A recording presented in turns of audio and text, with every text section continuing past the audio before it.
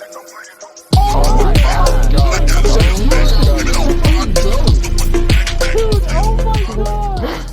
It's right here. Yeah, because there's an arm. There's an arm, there's another arm, there's another one.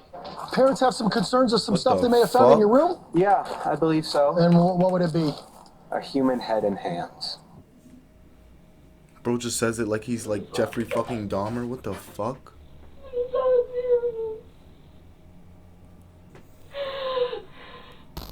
911 is John. What's the address emergency? Hi, there is an emergency. I found something in my son's closet wrapped in a plastic bag. Okay, what was it? I think it's a human head. It's a what? I think it's a human head. On March 1st, 2021, police at Grand Junction, Colorado received this chilling 911 call. A mother has just discovered a disturbing secret hidden within her son's closet. Even more terrifying, he's currently just outside the house while she makes this call for help. Why do you think it's that? Because it looks like it's all an ear.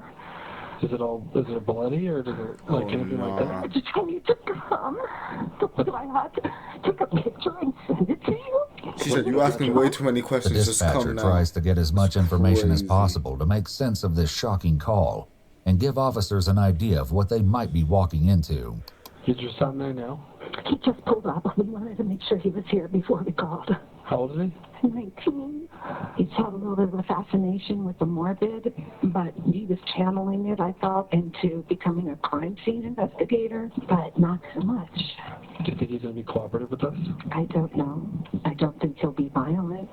Just came back from his friend's house. Does he have any weapons in his room, or do you guys have any in the house? I don't know. I think that he has a shotgun, but we can certainly remove it immediately before he gets in his room. He's out by the car now, so. Is the bag still in the closet? No, it's in my kitchen sink. And there's a secondary bag that I have not opened. It's currently covered with a towel. And there's a second bag? There's a second bag, though I don't know what's in it. I didn't open it. I'm sorry. Another Did you body. take- What the you took fuck? second bag out Fuck of you the think's closet? in it? I took the second bag out of the closet and put it in the sink. Where's Brian now? I think he's still outside. So you're in the backyard now? She's talking about she's next. She's talking so low. Like Despite she's the next, bro. horrifying What the nature fuck? of this call, police could not have anticipated the twisted tale of violence they were about to embark on. Nor did they have any idea just how shocking the motive behind the inexplicable horror would be. One day prior to responding to this harrowing incident, the emergency services had attended to a rather unusual call at 2 a.m. on Sunday, February 28, 2021. 19-year-old Brian Cohey Jr. is having a bad night. As officers arrive at the Blue Heron boat ramp, they can scarcely believe their eyes. The majority of the following footage has never been seen before. It's been analyzed by a qualified team, including a licensed professional counselor, a licensed clinical psychologist, and a former detective, former licensed polygraph examiner, and former hostage negotiation commander and instructor. How do we call a tow for that? I don't know, because he'd have to get in the friggin' water. Yeah. I called Black's Towing. They want me to text them a photo of the car because they think they might be able to pull it out. Okay. So you're already in contact with them? Yeah, but I only have like 10% battery left on my phone, and now he wants me to text him a photo of the car, and I'm like, oh, good Lord. I can take one and text it to him for you if you'd like. Oh, that would be fantastic. Thank you. It's not every day that police officers see a car floating in the Colorado River. To try and make sense of what they're observing, the officers speak to Brian's mother. He is an inexperienced driver. Okay. Put his car here on the angle. I got out and just looked down for a moment, and when he went to get back in, he wasn't able because of the angle to pull it out. I don't know. He's right there. Okay, we'll talk to him real quick. Sounds good. Officers decide it's best to get the story straight waved. from the horse's mouth. Bro waved And at them 19-year-old high. Brian has no What the choice but to fuck? own up to his mistake. Little do these officers know, there's a sinister secret lurking in the background of this crazy story. Is your son right here? Yep. Hey, partner, you want to come out and talk to me real quick? Sure, I Appreciate mean, it, man. I'm really cold. Is it okay if it's in here? Because That's fine. Because he had Okay, that's fine. I did not know that. No, please stay in the car.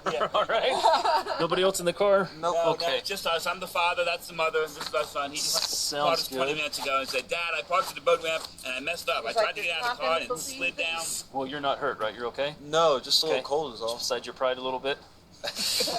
And probably $7,000. Okay.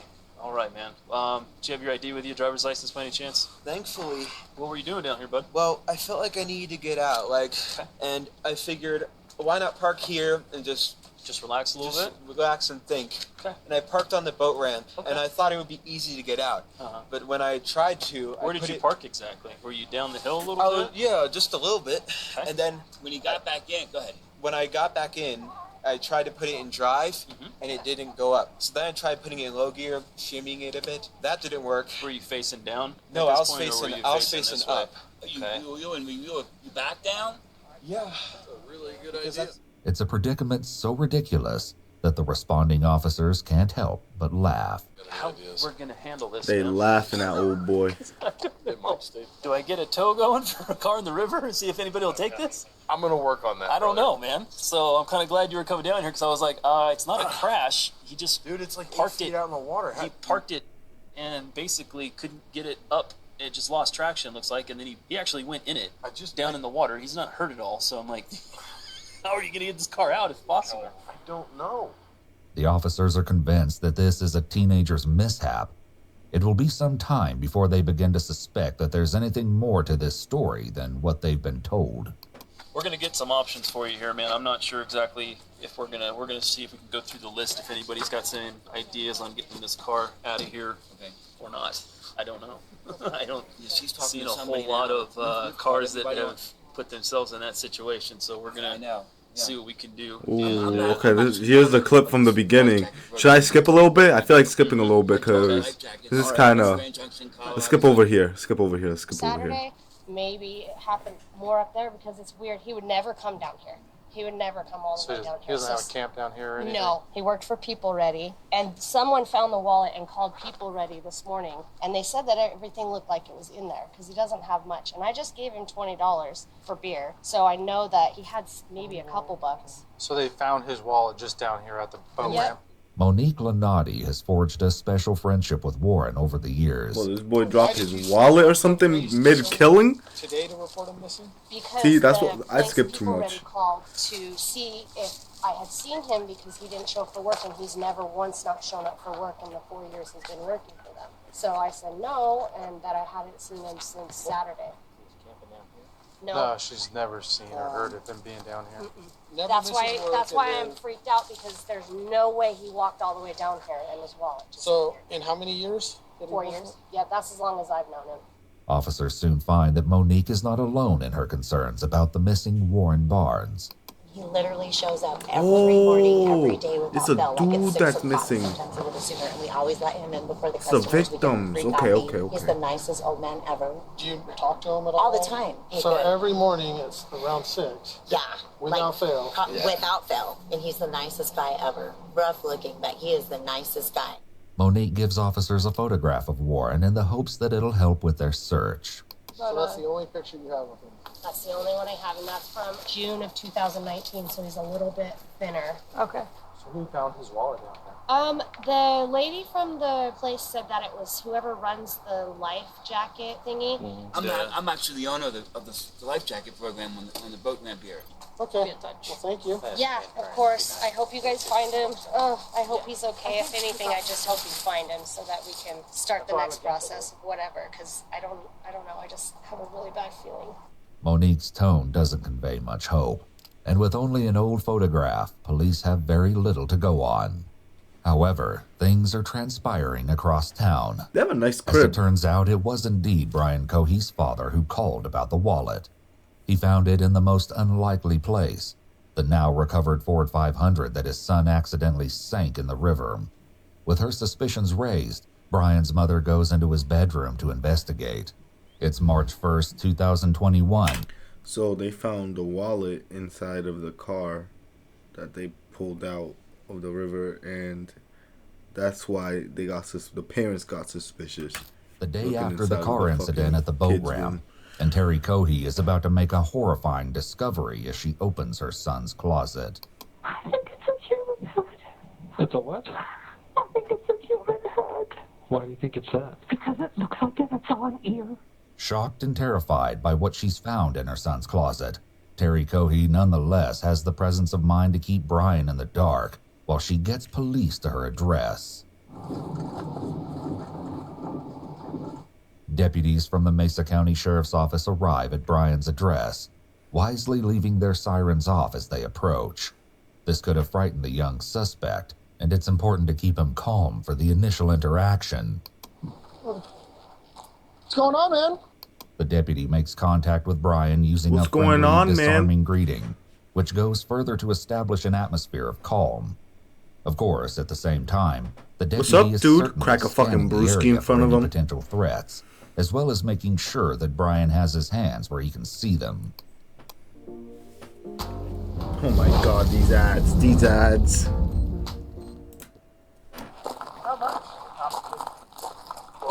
I am gonna cooperate. Okay, so parents have some concerns of some stuff they may have found in your room? Yeah, I believe so. And what would it be? A human head and hands. Do you have anything on you? He's gonna cut, poke, hurt, stick me anything without reaching for nothing? Don't reach for nothing. My phone and my Oh, wallet, that's okay. it. Well, I'm gonna have you face that way. Put your hands on top of your head for me real quick. I just want to make sure you interlace your fingers for me real quick, all right? It's important that the deputy only ask enough questions to figure out exactly what is going on at the scene. And while this is not the kind of encounter that even a veteran police officer would be accustomed to, it's Brian's parents who must slowly absorb the shock of their son's admission. I'm gonna have you walk over here. You're gonna sit in the back of my partner's patrol car for a minute, okay? Not yet. Okay. Just sit back Boy, there and think hang he out Jeffrey for me, okay? Dahmer. Can you walk me inside, please? Okay. Let me do it. You go inside. Well, let's stay out here with me for a minute. Sit down. Come on, sit down, baby. Can I go in there and verify here Oh, first? yeah, please. Let me We go haven't through seen that. it. Yeah, we Okay. haven't looked at it. It's under the towel in the sink. Okay. Yeah, Annie, stay with your mother. Give her a... Just make sure that guy goes in the car first. I can stay here. You can go in the same place. Well, The sink okay. right there. No, Yeah. no, house is empty. Okay. I had a bad feeling about what happened this weekend. Okay. And she said there's a bag in this closet, and she opened it up. And she called me and said, get over here right now. The deputy correctly asks for permission to enter the house so that he can confirm the grim contents of the kitchen sink. I covered it with a towel. Okay. So I didn't want him to see it because we didn't want him to run. I don't want to look at it.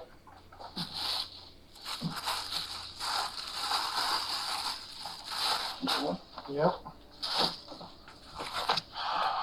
Just sit back there and hang out for me, okay? How are you? I'm good, sir. How are you? You said your name's Brian? Yeah. I'm not feeling too well. You're not feeling too well? All right. No, these past few days I've been very, very anxious. That's understandable. So what we're going to have you do here is I'm just going to have you sit in the back here, okay? I'm going to turn on the air for you in a second. That way you're not too hot. Are you a hot-blooded or cold-blooded kind of guy? I am very cold-blooded. I prefer cold. Well, no, actually, sorry, hot-blooded. Hot-blooded. So you prefer the cold. Okay, fantastic. All right. So hop in here. I know you're tall, so it's a little bit of a tight squeeze, but like I said, I'll get that air on for you. Sorry about that. All right. This dude just cut off a head. The officer has Or no potentially response killed to two this people. observation. 2 people, and they're letting him pick how much his air temperature and all that. You guys have any water in your home? Does he want to drink? I can't make any guarantees Is we're he going to be able to go and get thirsty? some, but I will get some water to you as soon as I can, okay? All right, Brian. We're headed to the sheriff's office, and your family's going to go with us, okay? She also doesn't respond on the way to the sheriff's office when Brian casually makes another chilling remark. It's under this bridge. Okay, Brian. Thank you. No problem, sir. So walk with me. We're going to walk right this way, okay? You're fine with me not being in cuffs. I'm fine with you not being in cuffs. Okay, thank you. All right, Brian. Open this door for me, please. Which is crazy to me because what the fuck? Door for me, Brian. Oh, I should have a mask. You're okay. Don't worry about it, okay? Keep on walking. Keep going. Take another left. Hard left. Right here. Right here. All right. So have a seat, and we'll be with you in a moment, okay? Thanks, Brian. With Brian situated in the interrogation room, Investigators speak with his parents to find out what happened that harrowing morning. And right here.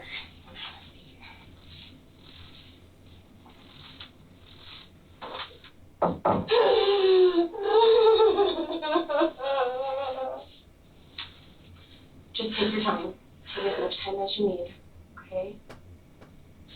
So I know very little about what's going on today. So,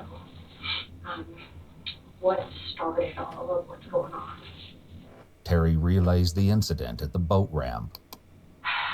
So we have the car towed back to address, and of course with the battery being wet, nothing was operating. And so my husband was cleaning out the car because he was going to take it into Scotty's to see if they could maybe salvage it. Okay.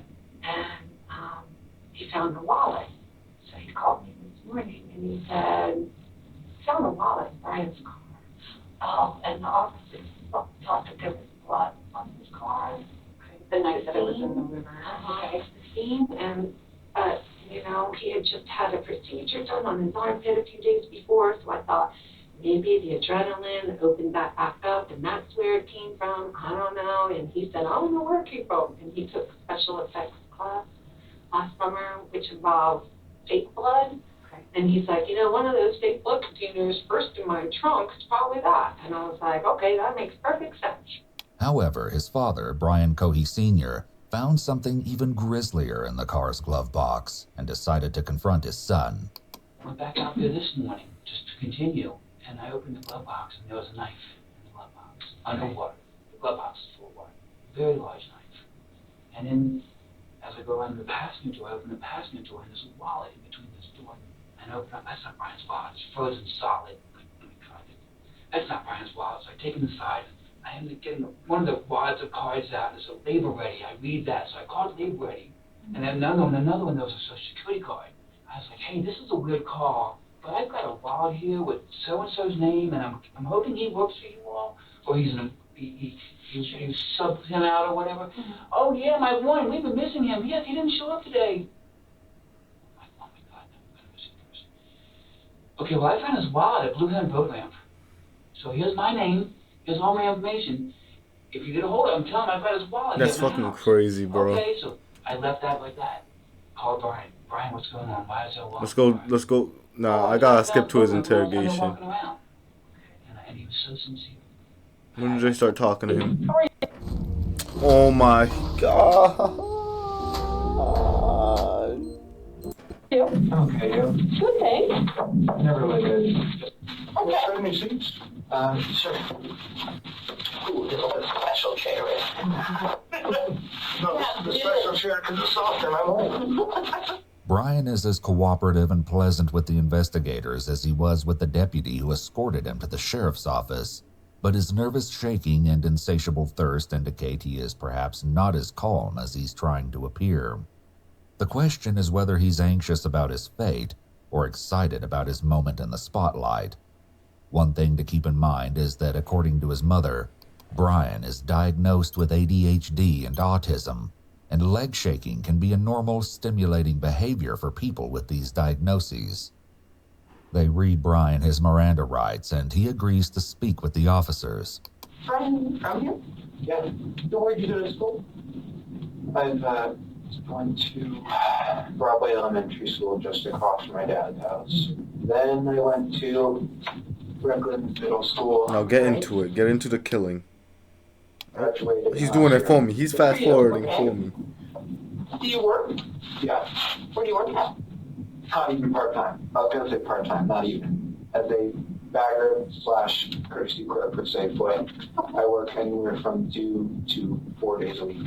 It may seem at first glance that the detectives are engaging in idle chit-chat to set Brian at ease, but this is part of rapport building, and it's also crucial for them to establish early on that Brian has been handling responsibilities such as school and work, and is perfectly capable of carrying on a normal conversation. This will make it much harder for Brian to claim before a jury that he was unable to tell right from wrong. How did you get here? I murdered someone. Okay. It seems that Investigator Berg was merely asking how Brian physically arrived at the sheriff's office, But Brian doesn't stand on ceremony. With a tone and head tilt that suggests he's bragging, Brian makes the ultimate confession. In fact, he's all too willing to discuss this Bro horrific thought he was the crime main with character. What the detectives. fuck? To start back at the beginning and go slow and tell me as many details as you can remember. So, because I mean, Murray going to jail for the 15 years probably. I have no idea. Because We're at the beginning. it's murder. I mean, I'm going to jail for 20 probably, but so I figured, why fight it? Okay. So what's important to me is to learn as much about you and what you did and as I can. Well, as many details as you can give me, the better. Brian's polite exterior only adds to the surreal depravity of his confession. He's somewhat of a unique suspect. Let's see. Yeah, it was the night of February 27th. It was a full moon. And I figured... Like, what the fuck? What, your Taurus was active, bro? I am in a bad state of mind at that time. I have major depressive disorder, so I am not thinking something positive. It was a dark and stormy night, head And ass. I'm cruising around for an hour and a half. So I fill up on gas halfway through, and I'm eventually driving underneath the bridge near the sheriff's office. I'm bad with speeding. I'm bad with words. I'm just... By the way, I'm a habitual late shaker. I have a question. You send people who have committed crimes like me. Do we stay in this county jail or are we moved? It all depends on what the judge says. Brian maintains his spirit of cooperation, but he's clearly concerned about what happens after this interview is over. It's interesting to note how he compares himself to others with the phrase, people who have committed crimes like me, almost as if he has joined an exclusive club. So we were at the bridge? Yes, I was at the bridge. I was cruising. So, yeah, there was a road underneath, right?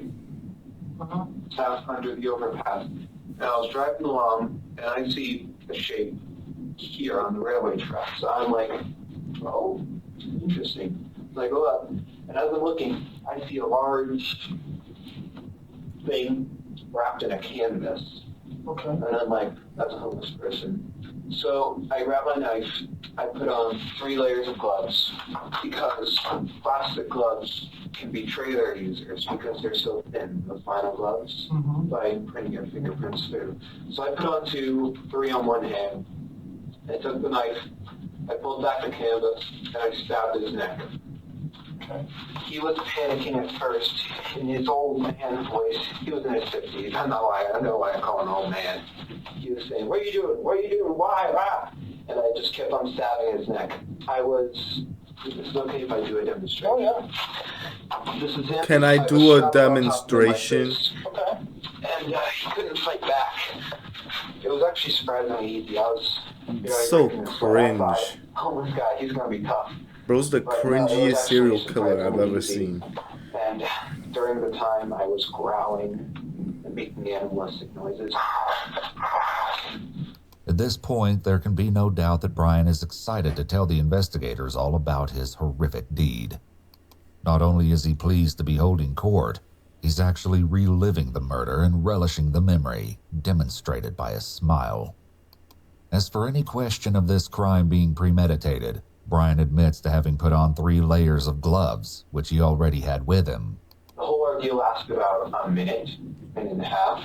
Okay. And when I was finished stabbing him, he took out his last breath, a grunt, and his head was halfway cut off in stabs.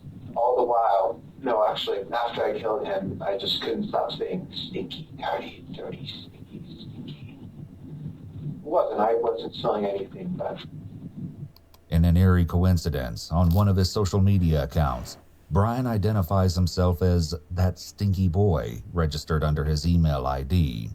Have you ever wanted to play a game where your actions No. actually matter? No, Almost I want every to item watch this on your- video. And why were you saying that? I don't know. Okay. But you remember doing it, so. Yeah. I suppose it was just me speaking out my mind at that moment. It was a pouring out of mind. Were you worried about, I mean, this looks like it's pretty close to the road and stuff. Somebody seeing you or catching you? It was 11 p.m., so not many were driving by. Well, it was behind the pillar. So like here's the road. It was here. So people would only see a brief thing here and here. So were you worried about them seeing you? I was worried about one of them stopping. What did you think could happen if somebody... Well, if they looked, well, it was quite dark under there, so they wouldn't have seen the guy unless they looked. What else they got on him? They would have seen me holding a bloody... I know a couple of people personally who just hated him because that's kind of how he is. You either think it's hilarious or you hate it. And that's the people who think it was hilarious was a small percentage of people that unfortunately and embarrassingly included myself. And my very best friend of high school, Emily, was someone who hated him. And, you know, she's a bigger girl and who call her fat and call her pig and call anybody who looked like that. From what I remember. Indeed, a friend of Brian's mom notes that Terry felt that school authorities were unfairly singling out her son. Terry had like a binder, I remember, of information that she had conflicts with District 51. Okay. I know growing up as a kid, he was really teased in school, that they would call him like four-eyed, geek, loser, dork, all that stuff. But the detectives in the interrogation room are more interested about his murderous intentions in the preceding months. I'm really curious, when you talked about the hammer and the shovels and the knives and like the zip ties, I mean, what was kind of your plan then? That's a little bit different. Alright, we're doing a super jump. Oh, yeah. We're So what doing was a the plan super back jump. then? The plan was I want to to see go this over find, here. because there's no process. Jeffrey Dahmer. Early on, that he was a very troubled person. In the 2019 school year, one of Brian's teachers found a notebook filled with a number of disturbing elements. So I remember I don't even remember who found, there was like a notebook, I don't know if it was part of a notebook check, my student teacher, another student, or somehow it got brought. We had a meeting. Like bro with wants to Officer be, Belmar and the bro administration, was how cosplaying a serial killer. He thought he was one of them. No. He thought he was one of them. He thought he was one of them. Shocking as it is that Brian's mom... He thought he was one of them.